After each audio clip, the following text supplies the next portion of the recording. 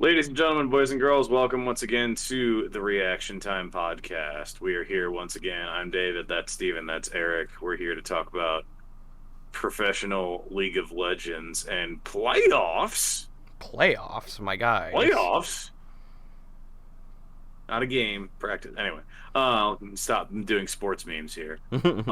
We're here as we get started. Steven, do the plug. Merch.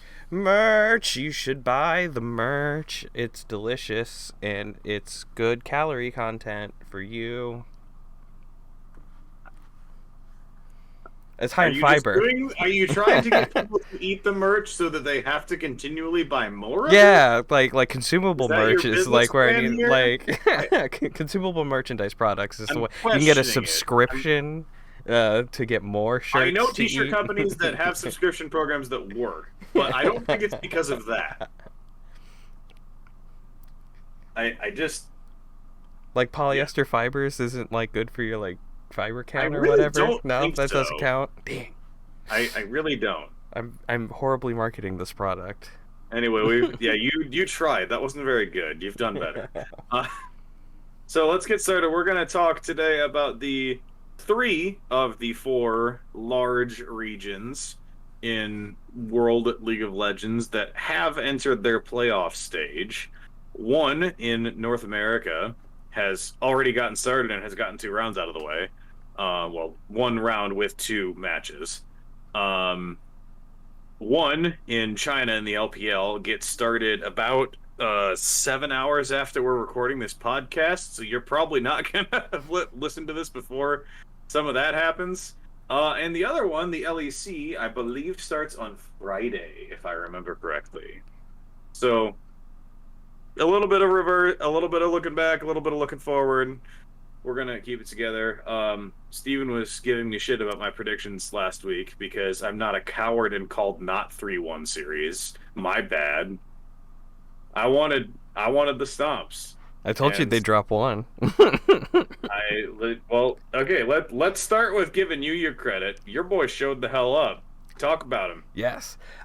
It was almost surreal because like we saw a lot of different looks, but the gameplay was very much Team Liquid. Like it was like, are they winning? I think they're winning, and then like the game was over. It's like, yeah, they won. That was nice, and then they did it again. And you're like, yeah, like they're winning because it doesn't look good the entire time, and I'll throw that, and it's like they'll lose a fight. And like, oh, okay, I guess we're not like doing great, and then like they're banging down the inner turrets. You're like, oh, okay, cool. I like tactical on Ziggs a lot.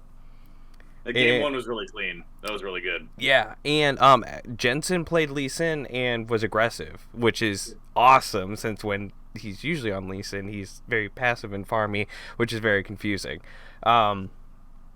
Alfari was nice. I don't know how, like, we don't have the same coaching staff, so I don't know why TL top laners always play Gangplank. I don't know how that works. Well, but Alfari has been a known Gangplank picker since before he joined Team Liquid. Let's be very clear about that. So I think Team Liquid are only picking top laners who are Gangplank players. It's the opposite problem. It's the egg before the chicken. Yeah. No, like they're all Gangplank players. And as far as Jenkins is concerned, like he's talked in the past about how he gets laning practiced against Alfari. And so if you're used to, every week getting absolutely dumpstered by Alfari cueing you in the face with passive up on Gangplank and grass proc in lane, you'll probably start doing that to people too. Like So it's the common thread of what was unexpected about this. I did not expect every C9 lane to get lane gapped in the first 15 minutes of the game in every game. It was nice. What happened, Eric? Well, a part of it is that they were obsessed with this like flex pick Viego nonsense, which specifically put them into a losing lane every time. And so they didn't pick for winning lanes on the top side of the map. They picked for winning bot lanes, but then like TL picks Ziggs into it, and then Core leaves lane, so it doesn't matter. They sometimes picked winning mid lanes, but then here's Santorin playing Sejuani, Sejuani is the second and then mid lane. just ganking mid, and so they clearly just had no game plan for what to do when your opponent actually plays 2 mid lane to punish the way Perks is trying to approach the map. And it made Blabber in particular look pretty egregious as far as like team awareness, and that's like the way you want to punish this team. Which is interesting because that's happened before. Yep. And that's my concerns going through the rest of the playoffs. Is like TL looked really good here, but is it because Cloud9 might be a little exposed and kind of easy to like? No, I trusted Perks to do playoff Perks things. I firmly believed that would happen, and it did not, and that is interesting. Unless they're trying to like sandbag and run through the gauntlet again, didn't they do that? So in that one Cloud9 win, like Team Liquid should have won that game as well. Like Yes. it should have been a clean sweep. The only reason Cloud9 won that game is they lose this fight in mid lane where Blabber dies for nothing, and then TL goes to take Dragon for Mountain Dragon's soul. And as this is happening, me with my couch analyst brain is like, all right, now you just go to Baron. You just go to Baron and you trade Baron for this dragon, and then you try and shove with your objectives. But Perks, with his like pro player brain, is like, no, we do both. We fight Baron and I teleport top lane and take their third inhibitor and just completely blow up this map. So we get Baron buff, we like threaten this inhibitor, so they have to send someone back, so then they can't stop us on Baron. We get Baron, we take the inhibitor, they might get Mountain Dragon Soul, but the game is done. And that was like an incredible amount of map awareness specifically from Perks to win them that game, which they had no business winning at that point of where like the teams were at and how scaling was on that map. So like I completely credit him with that one game that they did win. But like just overall they didn't function as a team. And he can't make up for that. Yeah. I think there's also Team Liquid has a problem with prioritizing Baron than someone teleporting to another lane and then pushing down me. So it's not the first time that's happened, I'll tell you, as a traumatized fan. But also, like, Sven really pulled up in that game too. I like the Varus like ult at the mid lane inhibitor was like that was pretty good. That definitely ended the game. It was game over there. So I think Cloud9 has a synergy problem where you've got a lot of talent that's not cooperating with one another. Yep. Alfari had a sick tweet about Fudge freezing on him top lane, which is true, because like you mentioned they were getting lane gapped, but like Fudge was winning lane against Alfari in some of these matchups until Sejuani ganked, and then like or like Alfari would leave lane to gank mid lane, and like and so they responded well to top lane freeze, which is what Fudge was trying to do. They responded well to Perks extending and playing aggressively in mid lane. They abandoned bot completely, so that lane didn't matter. And then they won everything else, and then Blabber was a non-factor in the series. Yeah, I kind of really like the look of like abandoned bot lane to unlock core and let tactical just exist, because like he does fine. He'll show up later. It's not a big deal. So I really like this look. I hope it stays. I don't, and the question now, like if we stick with C9 for a bit and don't look at winner's bracket yet, because winner's bracket's going to be great. We're going to check into that. I don't think Golden Guardians have enough together to really put the pain on this. That'd be hilarious, though. But if it's synergy problems, a well-coordinated team can target and punish those things. And Golden Guardians has been working better together as a team in their closing run of the season, arguably, than C9 has. The individual player skill gaps are a problem, but I'd argue that there is a case where C9 can lose this series. Yes. I'm interested to see how Golden Guardians approaches this in terms of like pick ban, in terms of like what they're going to focus on, because like it's clear that you can find something here with C9, whether it's bait them into this Viego priority and then work around it, or targeting Blabber out, or pick CC and beat on and perks. 5 people to meet them at Rift Herald at 8 minutes and just kill them because they're going to do it every time. Like, yeah, the big problem I see with that plan, and while I could see Cloud9 like getting knocked out in lower bracket, I don't think Golden Guardians is the team to do it, particularly because Iconic's primary playstyle is farming junglers.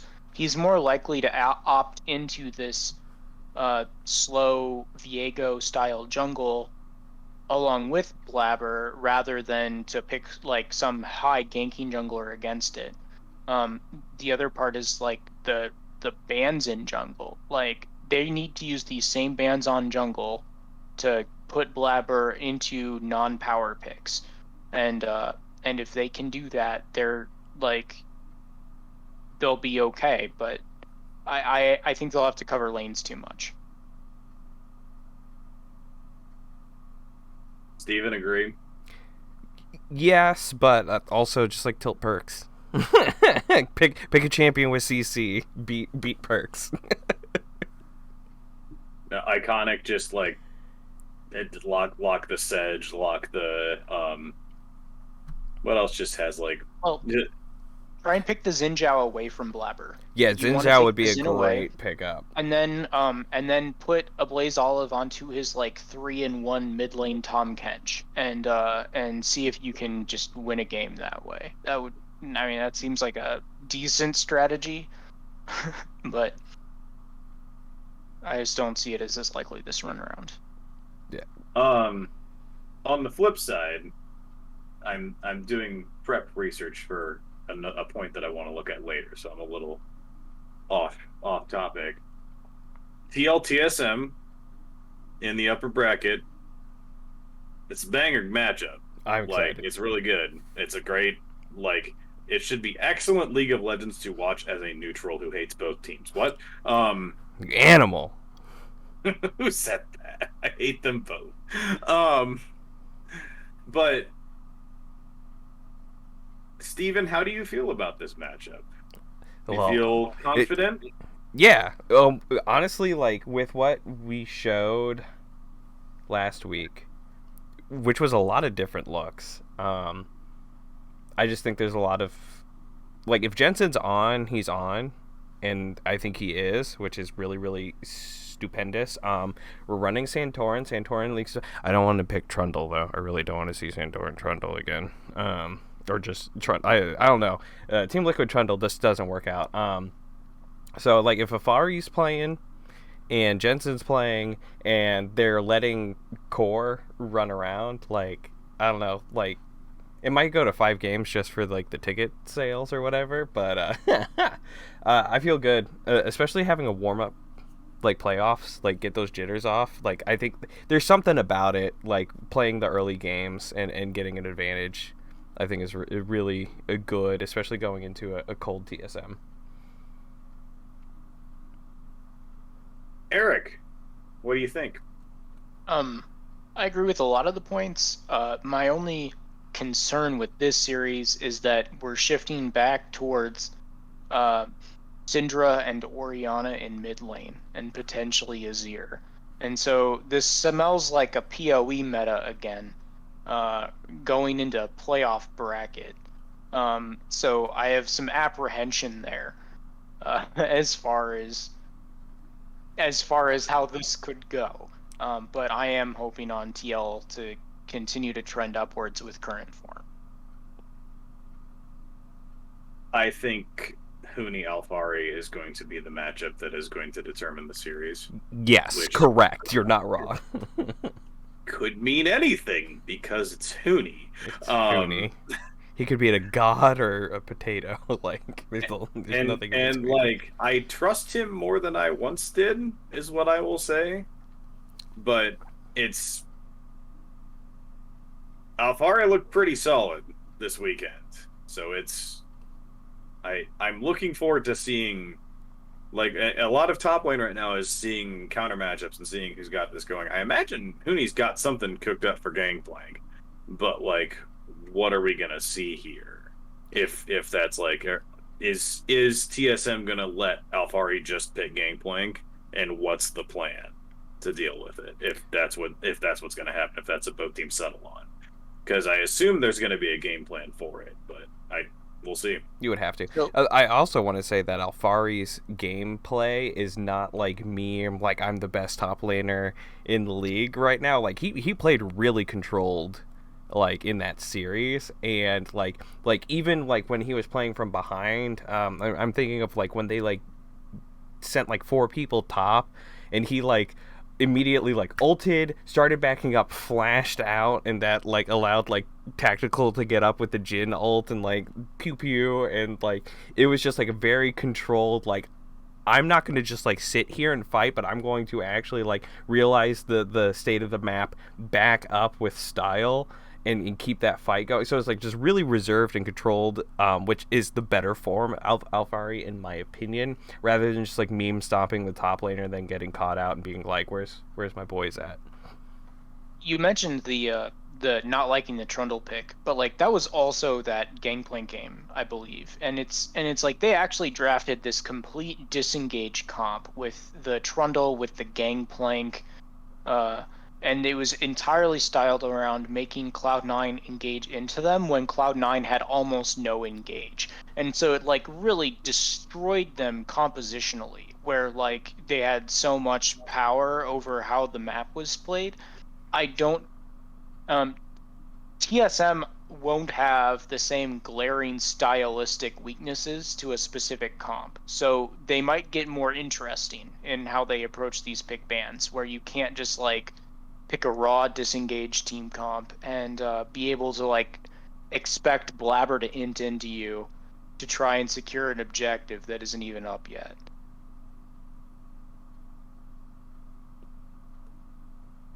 Who's taking it? TL, easy. Eric? I stand by my stance that I have absolutely no clue what's happening in this playoffs. I'll say TSM 3-2. I agree with TSM 3-2. That's what I was going to say. Ew, as well. yucky. I don't like it. How I think it's going to go. Nah. So on the other side of the bracket, as we look at what's happened, EG 3-1, which I believe Steven also called correctly. EG just casually winning a playoff series with their backup jungler? No biggie? Yeah, why are they playing contracts? Do they give a reason? I don't think so.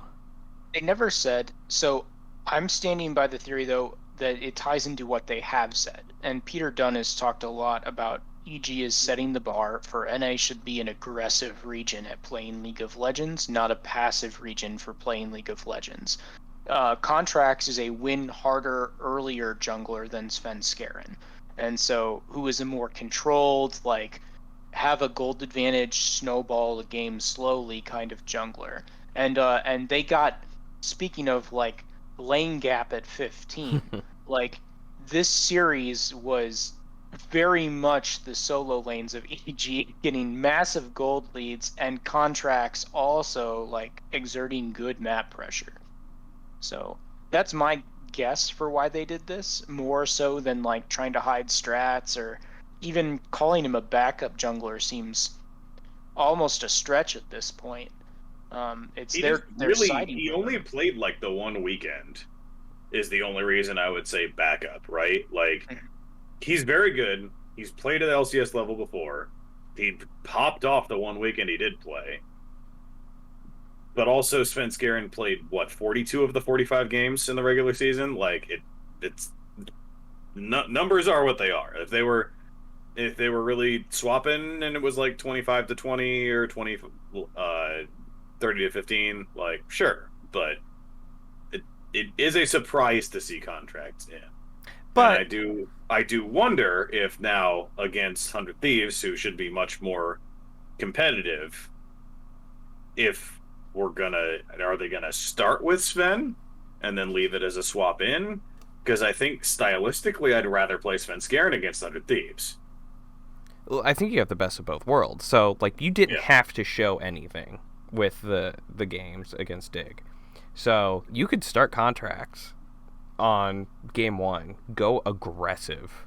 And if you pick up a win, you pick up a win. And you do it again until it's not working, and then you swap Sven Skaren in to have a more controlled game and change that tempo.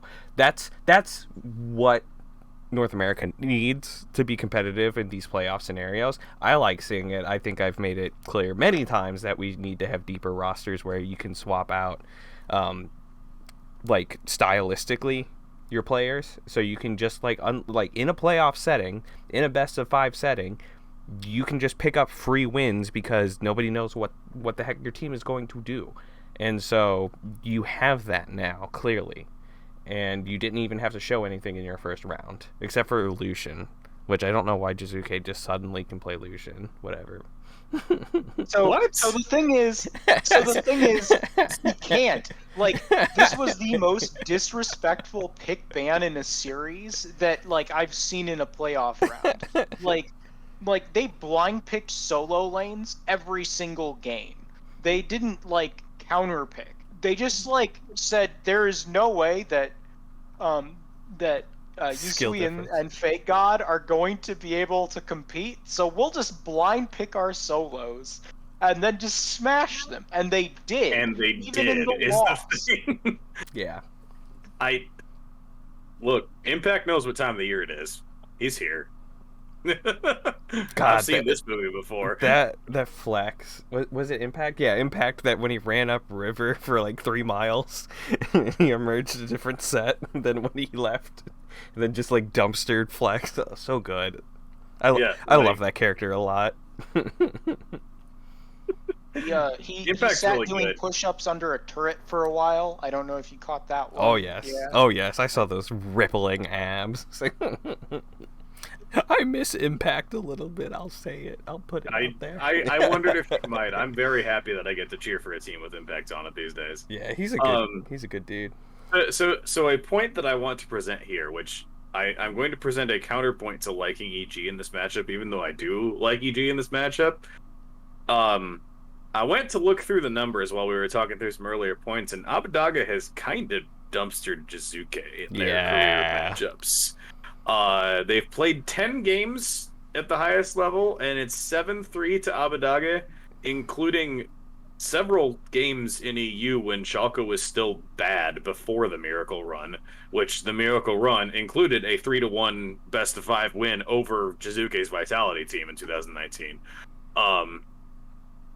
And there's a lot of really lopsided mid-lane scorelines in this series between these two.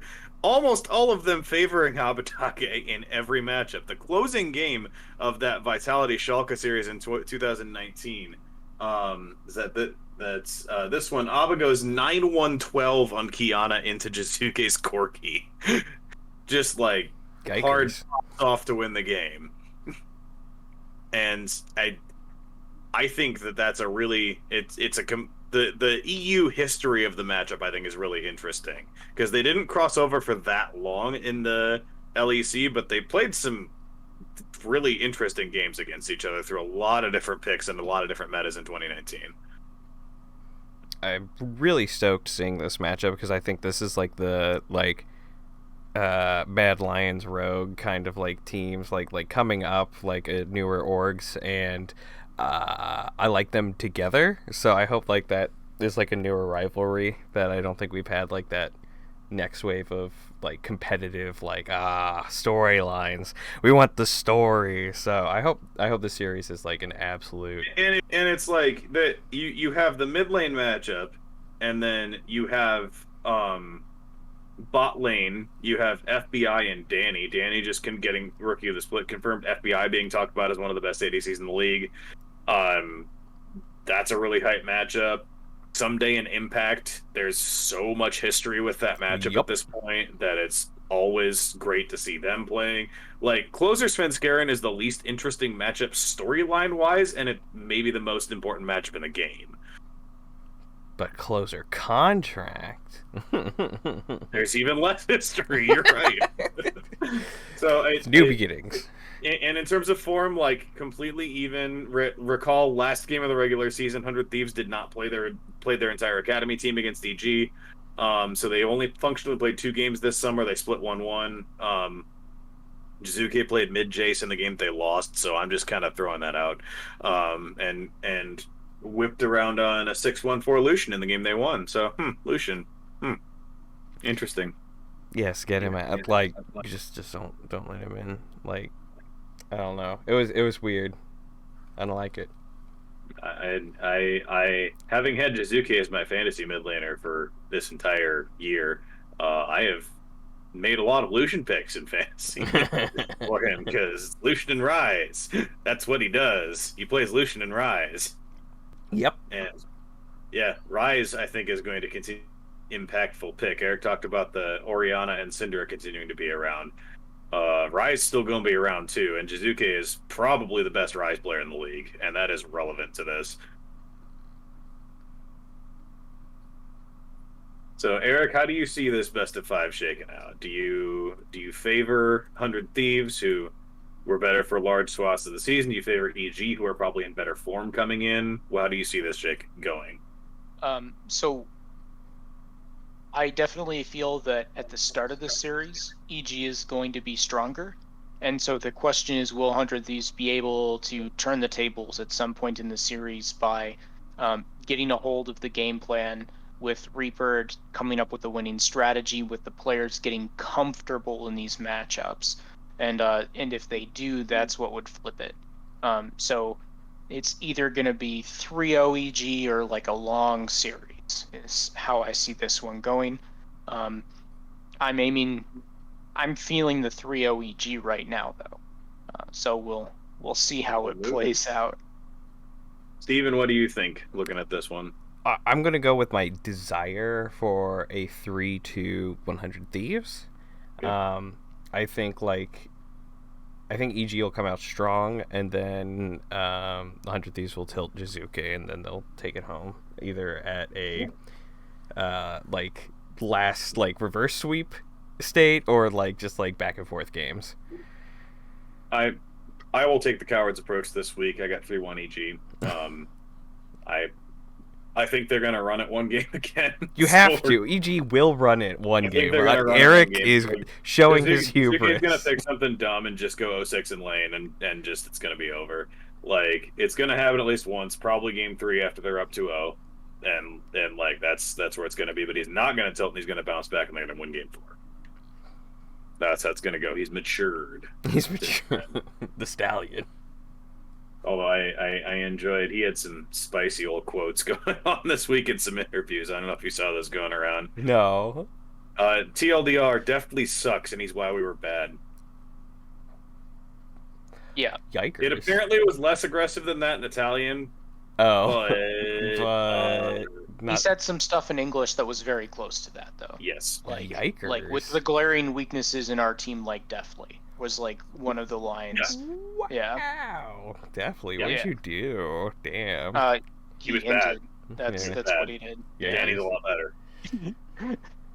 Congrats to Danny, by the way, on winning Rookie of the Split. That was announced today, I think. And then the All-Pro teams were announced yesterday and have featured a lot of the players that we've talked about. It was cool. It's the first time in league history that the first team All-Pro was 5 players from 5 different teams, which is that's good representation of where the league is at right now. If I now I have to try to remember it off the top of my head. Tragic. I know it was Core. Was it Core, FBI, Jizuke, Bika, Bika, Fudge. Fudge. Yeah. That's dope.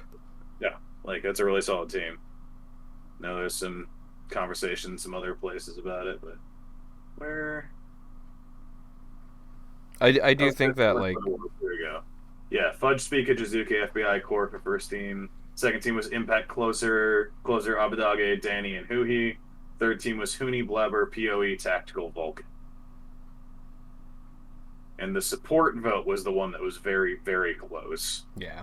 67 points for Core, 61 for Huhi, and 57 for Vulcan across the three teams, where there were much bigger gaps in all the other roles. For example, all four of the other roles in the first team had over 100 points. Core won it with 67, so support was the most interesting conversation of all of them. Everything else was relatively decisive, although Jizuke over Abadage by 2 points for mid. And then a giant gap to PoE in third. So did you guys agree with the all-pro teams? Yeah, I don't think aesthetically. I don't think that the support gap should have been that close. I think it should have been bigger. People overvalue Hubi in a lot of ways because he's great. He's got a good story. He has a really good story to get attracted to. But unlike Core, I think sometimes he forces more, and you can see it when they lose. Like, the difference in how they look on losing games is, like, one of the big things that you can keep your eye out for seeing, like, why there's a difference here. Ignar got robbed.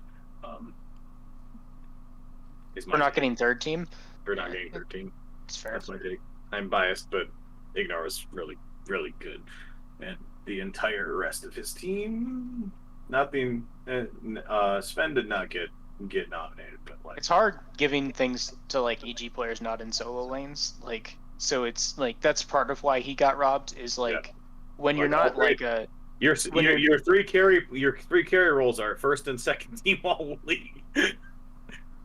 Whoops. It do be like that. It is. I find it pretty delicious that C9's only representative on the first team is Fudge. After let's think back to the lock-in tournament in January, and how that's Fudge a good time. I do like that time. how Fudge is being traded at that point, for him now to be like definitively the best playing player on that C9 roster is fascinating. Yeah, the people so overvalued the lock-in tournament as like the winner of it.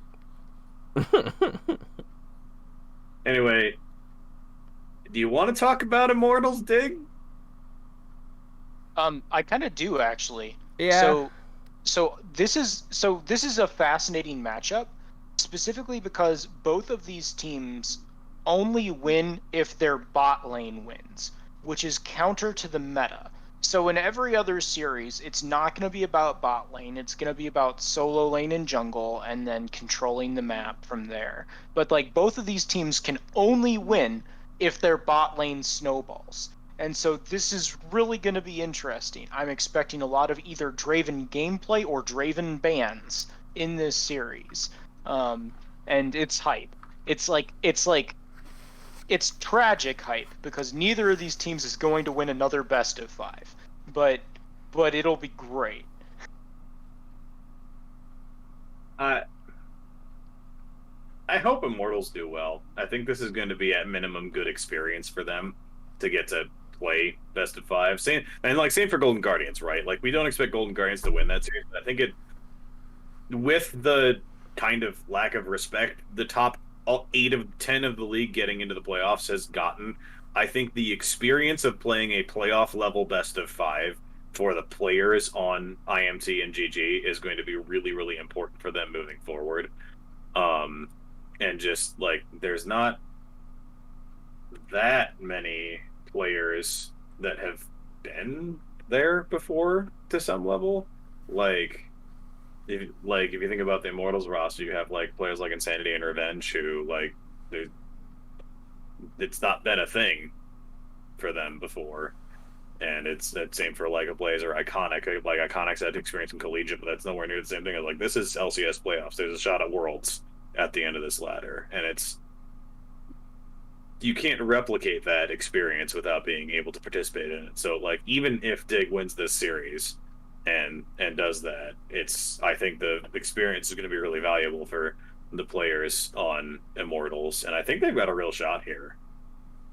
Yeah, I think it's a lot of equity too, just on like these brands and these players. Like we need NA talent to be cultivated. Like that's just like period, and no more further.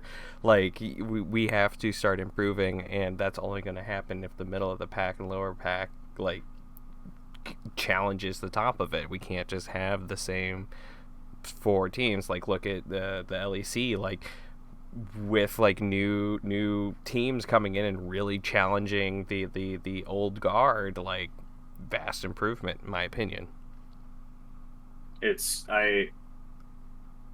Xerxes is the only player of this roster who has any significant experience at this kind of level, and I think that's going to be critical to how they perform. Where you look at Dig, like you've got Afro, who's been like everywhere in this playoffs ever, almost at this point, and I think that gap could be important in how this series goes, but it also could be they're just coming in fresh and ready to go. So I'm excited to see this series, even if the top end gameplay is not nearly as much as the upper bracket that we just got done talking about. So I'm gonna, with zero analysis at all, pick Immortals to win this series because I think Dig kind of sucks. Boom. I think Dig has better control of the map, and they aren't as stringent on what Eric was bringing up at the bot lane. So What do you mean? what do you mean? I don't understand that. I don't understand this concept. I'm going with Immortals to win the series. I think that Xerxes, speaking of people who got robbed of all-pro status, like Xerxes is high on that list. Also because of the Coach Dardoch factor, where now Immortals has a member of their coaching staff who was playing on Dignitas this very split, who can potentially share some facts about how to approach these solo laners who he was not fond of. So IMT did win 2 of the 3 matchups in the second half of the season. Yeah. Including both of the last 2. So, like, and these are 2 teams that were, if I remember the regular season standings right, were only separated by 3 games over the course of the 45. To be fair, I think game 2 of that was when Dig was internally combusting. I don't remember if it was after the Yusui sub-in or after the Dardoch leaving, but like it was definitely in the middle of the storm. This indeed did have a Yusui and an Acadian starting in it this second game here. Neo had a big game in this second game, even in the loss, went 8-3-3 in Callista. Yeah. Yeah, I remember our fantasy league just like trade, sell, stock, buy. Paper hands. But then the most recent matchup, this was week, the second to last week of the regular season. IMT gets a big performance out of Insanity, 6-2-7 on LeBlanc. Raze goes 5-2-10 on Callista in the win. Close game, but pretty controlled Dragon Soul win from. But no, did they get Dragon Soul and lose this game? Is that what happened? Yes, they did. Maybe. They got they lost. They got really big. Like you mentioned Neo getting big. They had like a super early game comp. They were winning hard early game, and then they started throwing in the middle. Yeah. I remember that one. It was a fun one. So it should be a fun series. It's been close games between these 2 rosters, but yeah, I'm picking IMT to pull the minor upset because I think that would be fun and interesting. So that's your NA bracket. We'll be back to take a look at how it shakes out next because all Esports, you need to put like the real version of the bracket on your website instead of just like this shitty thing that you have here that doesn't actually show me the progression. I hate it at the end. Fix your shit. Speaking of brackets that are on this website that I'm going to click over to, we've talked about NA. Let's talk about EU for a bit. So the EU bracket is set. Upper bracket, 2 matchups this weekend: Misfits against Rogue and Mad against G2. And the first round of the lower bracket is Vitality against Fnatic.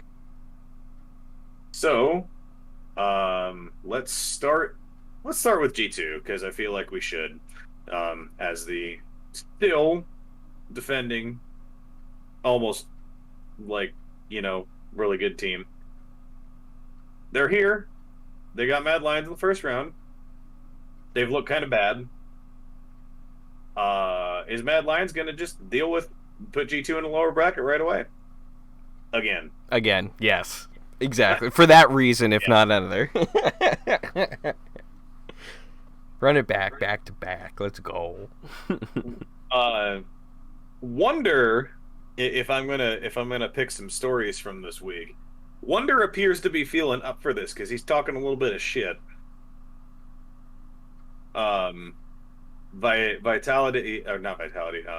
announced that they've picked up EU LCS LAC legend Vizicachi to be a position coach for Armut, and he's like, I think Wonder's tweet was something to the effect of, "You can teach him how to get gapped by me since you did it so many times yourself."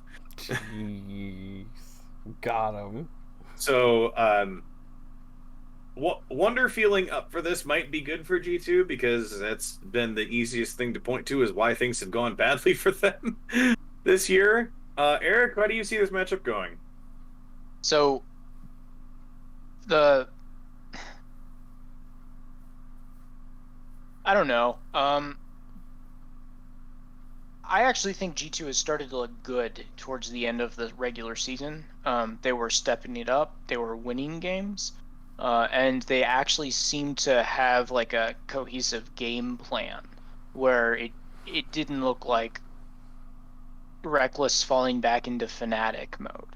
And so I'm actually I'm bullish on G2 right now on current form. Caps not inting as much. Reckless not going full passive means that this team looks pretty scary.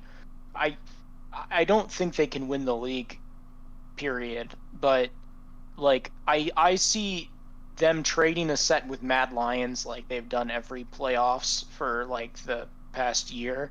So they're either gonna win this one and lose the next one, or lose this one and win the next one, or something along those lines. They're gonna play again. Good take. Steven, what do you see here? They're not going to ban the monkey again for some reason and lose. And that's just going to be the greatest time. I don't know. I think there's Mads just has more potential to win, so I'm just going to go with that. There's just more opportunities. Like, G2 has to play to their best, which they don't always do, especially in the first round. Especially after memeing all day. So, like, if they have to play their best to win, then they're not going to do it all the time. So I just don't see it happening. So I'm going to pick entirely based on memes. So yes. let's travel down the meme train here. G2 Team House this weekend. They're watching LCS playoffs to get prepped and get in the right state of mind, right? Because they've got the weekend off. LAC didn't play this last weekend. So you're just watching it, and Grabs sees Sejuani get locked in. And he's like, "Oh, baby, I know exactly what we're doing. Let's get it." And then Yankos cries soft tears as the Sedge priority comes in. But you put Yankos on the big tanky playmaker.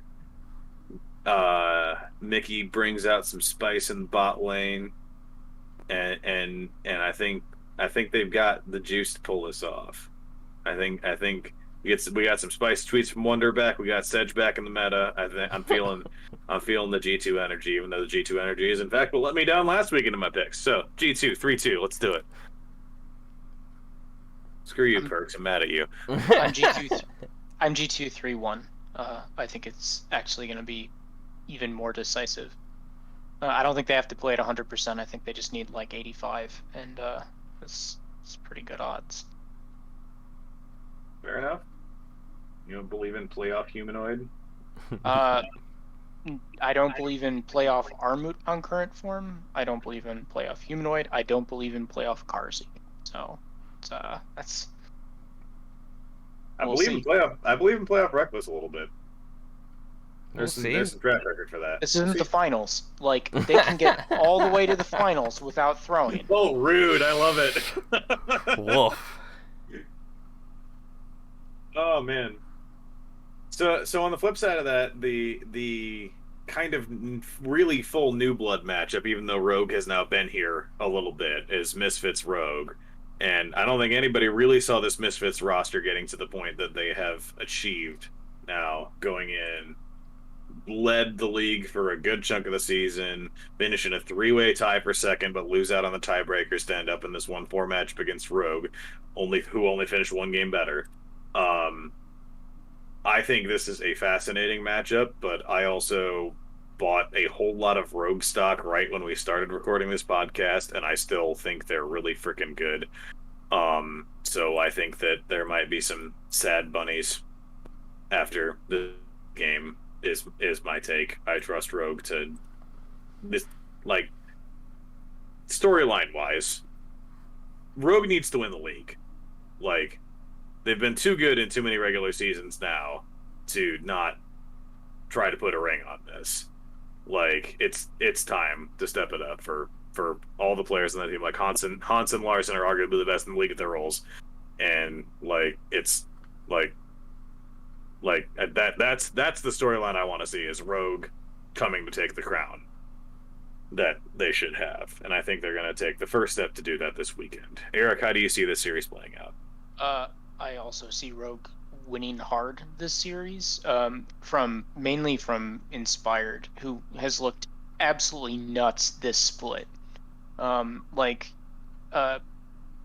into last year's Worlds, I was unhyped, or going into last split playoffs, I was unhyped on him versus Elyoya. I just off of like their ability to play the map and play from behind, and when their game plan fails.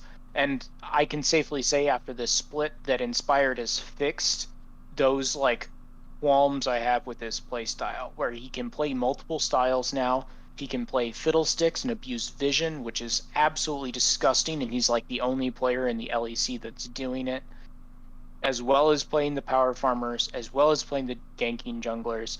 Like, I think this team is sick, and they should win this series pretty decisively. I think the matchup to watch for me is Vethio against Larson. Arguably, by some measures, the two best mid laners in the league. On form, they have the two best KDAs in the league. They're two of the three best CS per minute numbers in the league. Larson, by a lot, has the best goal difference at 15 in the league, but Vethio has the best kill participation percentage for any mid laner in the league. It's a very interesting matchup, and it's Vethio's opportunity to show that he really is one of the class mid laners in Europe. But I think he's not gonna, because I think Larson's really good. That's what I got. So I got Rogue 3-1. I'm not gonna call the sweep, but I got Rogue 3-1, and I think it's pretty decisive. And in the lower bracket, do you believe in Fnatic? I believe in Fnatic for this series, against Vitality, who have looked really shaky. I do not believe on them in any of the upper bracket teams. Towards the tail end of the split, while Bwipo as a jungler worked against bad teams, Bwipo as the jungler did not work against the best junglers in the league. and he was really starting to get punished in pathing as well as just by getting invaded by some of these strong junglers. And if we look at the teams in the upper bracket of the league, we're looking at Razork, we're looking at Inspired, we're looking at Yankos, and we're looking at Elyoya. I don't think that Jungle Blippo can get the job done at the end of the day here. What's funny is I think that's why I like Vitality in this matchup, because it's the self-made revenge tour time, and That would be funny. I think that if there is any series that self-made has ever wanted to jungle gap his opponent, it is this one. So there's some high motivation on the Vitality side. I worry about the skill levels, which I think solo lanes might be a problem for this, unless you can get leader in a good matchup, which you can try. He's doing. Leader champion pool is exactly what we thought it would be, except for the 2 teams of Rise. Your most played champions are Viego, Akali, and Yone. Fancy that. No Aurelia yet, but Aurelia could be here. That feels like a thing that needs to get banned against Vitality, to be honest.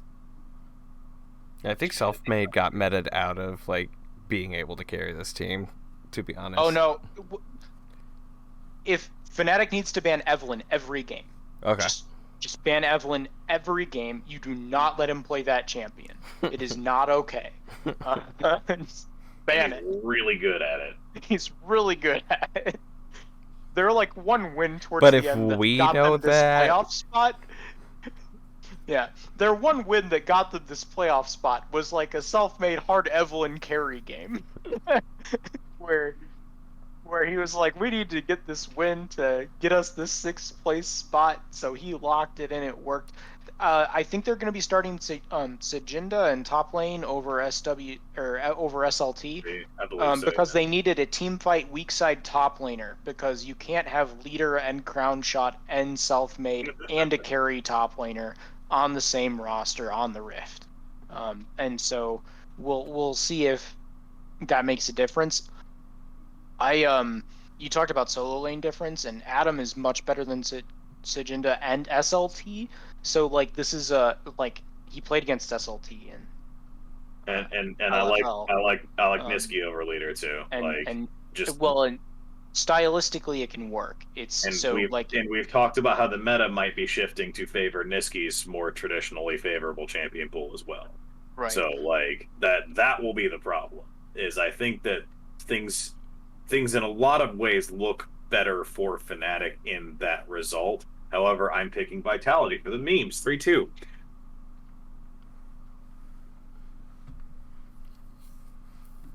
Steven? Fnatic 3-2. I think that's just correct. I think correct is probably Fnatic 3-1, but I don't care. Eric? I'm gonna say correct in Fnatic 3-1. I think that's what it's actually gonna be, but I'm picking Vitality for the memes. So those games get started Friday, Saturday, and Sunday with the first rounds of that. I don't know how their bracket works, so I don't remember what happens after that. We're going to find out together. So with that, we've been recording for a bit. I've got a little bit of time to talk about China. Because the Chinese bracket is extensive, because there's a lot of teams in the LPL. Freaking huge. It's perhaps notable that 10 teams make the playoffs out of 17. Some general notes. IG didn't make playoffs. We talked about that the last time we recorded. They finished the season 6-10. Rookie and the Shy are probably done. It's the first time IG hasn't made playoffs in the LPL since 2014, if I remember right. Also, not making playoffs, recent LPL champion JD Gaming, finishing 12th in the season, 7-9. And then a bunch of teams you would expect to be down there. But you have 10 teams, starting with OMG, making their first return to the playoffs since 2016. they've been bad for a hot minute here, so it's cool to see them back with good young talent. And the thing that I want to focus on, looking at the LPL bracket, if you've watched none of the LPL and know nothing about the LPL at all you need to know about this is the LPL has sick fucking mid laners right now. Like, in the if we sort my mid lane table by KDA of players that have played the entire season, you have Doinb, Knight, Fofo, Angel, Scout, all playing for 5 of your 10 playoff teams. Doinb, hard carrying his team to first in the regular season to a league MVP after. Just pull up the tweets from Nemesis again.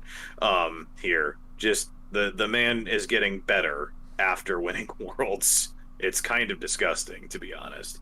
And he's just, in case you haven't watched, let's go look at Doinb's champion pool from this summer. His most played mid lane champion in summer 2021 is Kled with 6 games played. Versus Nautilus. No Nautilus this split, but how many different champions did he play in summer? So this is just summer. He played 17 different champions in summer split, including a Kassadin game in which he had a 15 KDA. And he's played a couple Galio games. He's got a 14 KDA on the Galio in 2 games. He's got a 20 KDA on Orianna in 4 games played. Listen, he's really good. And then there's Knight, who might be the best mid laner in the world, who plays for top esports, who are kind of bad sometimes. And then, to bring back a classic reference from some of the very first LPL let's talk about, there's Fofo, who finishes with a 6 KDA in the LPL, as my boys Rare Adam finished 3rd in the league. Called and that. just fantastic. So it like, you have those. You have Scout, who plays for the other best team in the league in EDG. You have Angel, who got to the World Finals on Suning not that long ago. Like, and then if you scroll a little further on the table, you have Krem, who plays for OMG, who are the 10th seed in this table, but who is arguably the most interesting rookie mid laner the LPL's had in a hot minute. Like, he's really good. It's a thing. And he is probably the player to watch in OMG. So it's watch LPL for the mid laners right now. It is what you want to see. So LPL playoffs start tonight with Suning against LNG, and then tomorrow with OMG against Team WE. The other 6 teams start to flow into the bracket after that. Its winner moves up in the bracket. FPX and EDG don't play until the 4th round of the bracket, so they've got a long time to wait. It's a week and a half from now, but it's a week and a half from the start of the tournament. So there's a lot of League of Legends to be played before we see the league's best teams get in. But all of these teams are good is a thing that you need to understand about the LPL. Like, there are IG still has really, really, really good players. They just played really badly as a team. That team finished 13th in the league. These are all very good teams with strengths and with weaknesses. LNG has Tarzan, who I believe was voted best jungler in the league in the LPL's All-Pro team. Deservedly so. After LNG fell off after they had a really hot start to the split. I think they started 7-0, but it's still quite an achievement to get them as far as they've gotten them, and it's been a lot on the strength of Tarzan. And then you look over at EDG, who has Viper, who also formerly of Griffin, who also was voted into the first All-Pro team in the LPL this split for reasons because he's really good. Griffin, rip. So yeah, basically, you don't have to stay up until 4 a.m., but watch the LPL VODs, because LPL playoffs are always absolutely sick. FPX's run to clinch their world spot, the year they won Worlds, was one of my favorite bits of League of Legends I've ever seen. Had some just ridiculous plays in the Gauntlet stage, and it's always, always, always a fun time. So watch more LPL. Eric, who's your team to watch in the LPL?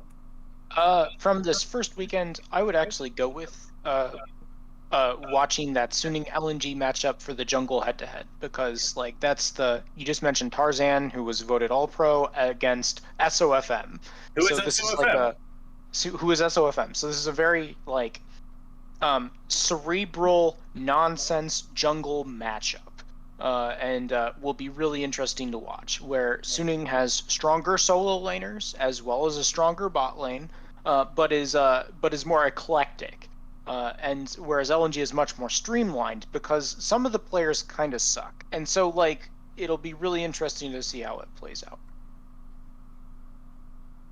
The other, I suppose I should probably also mention the MSI Champions, who I didn't talk about at all. Royal finished 4th after starting the season like 0-5 and have looked like the second best team in the league for most of the end of the season. Xiaohu got voted first team All-Pro top laner in the league. Xiaohu top lane it still works. I don't get it, but it works. So Royal are in the 3rd round with Rare Adam, and I think they're again, LOL Esports website is right on this. The cerebral jungle matchup of Suning and LNG gets to go play against top esports in their 2nd round. Speaking of stylistic differences, top esports, we have really good solo laners and kind of int sometimes. Mm-hmm. Really good if laners. You like IG period. from old days, just watch top now. Yeah. They're the same team. Well, only with a better bot lane. Only Like, with a better bot lane than IG ever had. Shouts to Puff and Southwind. well, it's Jackie Love. It's the IG bot laner. Only he's like gotten better, and he just plays Draven.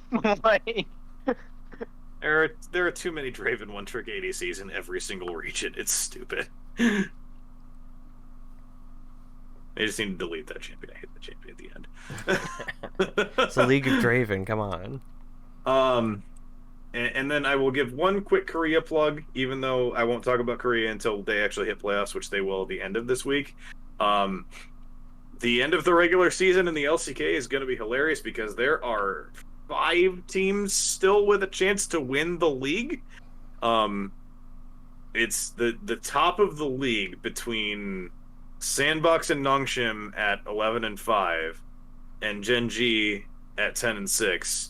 There are 5 teams within one game right there, most of whom have 2 matches to play. Dom1 and T1 are both 11-6 and only have 1 game left to play, but there is I haven't checked the matchups, but I think there's a legitimate world where 5 different teams finish 12-6. Spice. And I don't know how those tiebreakers go if that happens. So, like, the LCK is as competitive as it's ever been. Eric has talked a lot about the LCS playoffs and having no idea who's going to win. I really don't know who's going to win the LCK. Like, any one of these 5 teams, Sandbox, Nongshim, Damwon, T1, Genji, any of them could win playoffs, and it would not be a surprise. There's as much parity in Korea as there ever has been, and the argument is it may mean that they're going to be worse at Worlds because there's no dominant team. So the end of the LCK regular season is going to be fascinating to see how that shakes out, and then playoffs are going to be, who knows? Great to watch because it is the closest league of the Big Four. There's no clear-cut winner, so it's going to be awesome to watch. Steven, what you been playing? I actually did Clash, which was fun. You did? I didn't get put on set duty. I played some Xin Zhao, which is great. And because I haven't played him since they gave him like that little change with the spear extending the dash. Range, yeah, that was really fun. And I played Mundo. And Mundo was fun. I played some other things too, but the Xin Zhao felt the best to play. Mundo felt actually kind of garbo in the jungle, except for like when I could sit in the jungle for many moons, which is probably what they intended to do when they made him a top laner instead of a jungler, which makes me sad, but whatever. And yet, has he basically still only been played in pro play from the jungle? Yeah, I mean pro play for sure, but like he he doesn't feel great as a jungler in just like solo queue or whatever. And look at you, only picking pro play junglers. And yet, look at you. Next Hey, thing you if know, you're gonna try hard, you gotta next thing you try know, you're hard. gonna be playing Lee Sin and Viego in the jungle too. You just really I do copycatting love it. Lee Sin. Lee Sin is so fun. I need to play it more. I actually am not bad at Lee Sin, if I do say, and I try not to like toot my own horn, but usually it's set duty. I'm atrocious at Lee Sin. I'm so bad at it. Eric, what have you been playing? Like last time I was playing League, I was playing Mundo top lane. Because people don't know how to deal with briefcase. Gotta throw the book at them. Mundo file TPS reports. But other than that, I've been enjoying a lot of like the latest Baldur's Gate 3 patch. Although we've been struggling a bit here in the Underdark randomly. If I may share a story from earlier this evening, I arrived in the Discord server before we started recording this podcast to Eric saying to another one of our friends who they was playing with, "Why did you jump off the cliff and die?" He had so much to live for. Followed up by, "When's the last time we saved?" And if I've ever heard more classic words in video game than "when's the last time we saved?" Everybody's been there. Because I am ancient, have just been playing Skyrim again. Sky, wow, dusted that off. Look, man, it hits just right. Skyrim, which will be 10 years old in like 3 months. Ew, yucky. No. No, Like that. 11, 11, 11, 11. I will always remember that release date. Like, Oh no. a decade old. We are ancient old bones, gentlemen. Oh, yucky. Anyway, Okay, well, time to go bury myself. Bye. Investing into I gotta get my it's plot past laid out all or of our something. bedtime, as we are Jeez. all old men. But now that we have to say that, we all have to go to bed. So Steven needs to do the plug. Buy the merch. Follow us on the socials so you can see when stuff's going on. Give the bell a little dingling so you know when we post videos, and talk to us about League of Legends because we like to talk about League of Legends. We've done it for almost a year now, so we're killing it. And speaking of content, what content do you have for the people, Steven? Well, we're playing the Pokemon trading card game where Eric is teaching me so I can get my doctorate in Pokemon trading card games. I still don't know how to play the Pokemon trading card game. You didn't watch the first episode. You're Watch such a that first traitor. Correct. I have not. Where can I find the first episode, Steven? You should look at our YouTube channel. I organize everything like meticulously by playlist, so you can just watch all of our content really, really easily. It's kind of depressing.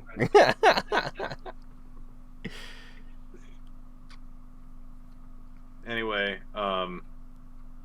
it's time for bed. It's bedtime. It's bedtime. We're all old. Steven and I have tiny children. Yes. Eric has a cat. We're basically tiny children. It's all I've lived with two of the three elements involved and know that both like to run around screaming at 2 in the morning, or at least do some screaming at 2 in the morning. At any time, you never know when it'll I don't know strike. about your children, Steven, but I know that cat does. Oh yeah, I have to edit them out. So anyway, yeah, we're gonna go to bed. We will be back either next week or in 2 weeks because it's playoff season. So we might make some adjustments to the recording schedule because playoffs. But we'll have to talk about that off air without you guys. Bye.